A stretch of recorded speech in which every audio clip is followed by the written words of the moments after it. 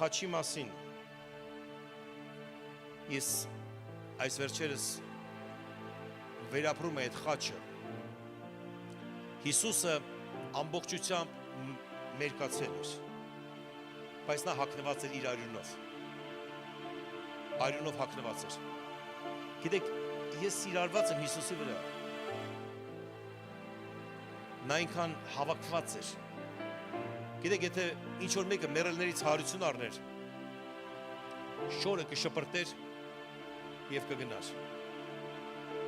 բայց Հիսուս Քրիստոսը գրված է Հովհաննես ավետարանի վերջի գլուխը կարդացեք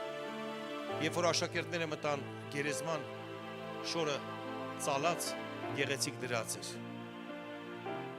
գիտեք այսօր մենք կարող ենք արտանալ ամեն ինչ շպրտենք մի կողմ եթե Հիսուսը լիներ քո մեքենայի մեջ ամեն ինչ հավաքված կլներ եթե քո տան մեջ լիներ ամեն ինչ հավաքված կլներ եթե մարդ ասում է ես աղոթում եմ եւ տունը փնթիության մեջ լցված է գիտես ինչ սխալացուն ես աղոթում եւ Հիսուս այնպես զսպված եւ հավաքված էր գիտեք այս վերջերս Տերը ինձ առաջնորդեց որպեսզի կարդամ խաչելության ժամանակ ինչ էր կատարում Հռոմի ժամանակ եւ գրված է բոլորը վկայում են որ այնքան ջուր էին ուզում խմեին բոլոր խաչվածները ծարավ էին ինչ տայր կխմեին նրանց վիրահատությունից հետո ընդհանրապես մարդիկ ջուր են ուզում խմեն պարզապես արուն կորսրած մարդ այդքան արուն կորսրած մարդը մի բան որ ջուր է ուզում դու գիտեք ինչ է նշանակում հռոմեական սպունգ գուբկա ինտերնետ մտեք Google-ին հարցեք կտած ես կոչեք հռոմեական սպունգերը դա օգտագործում էր պետքարաններում զուգարաններում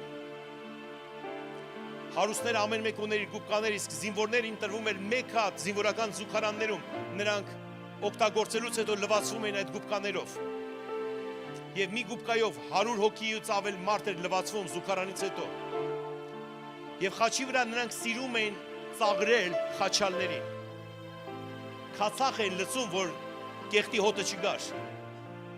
եւ նրանք զվարճանում են երբ որ մարդը բանի տեղ չէր դնում եւ սկսում էր քաշել եւ խմել այդ ջուրը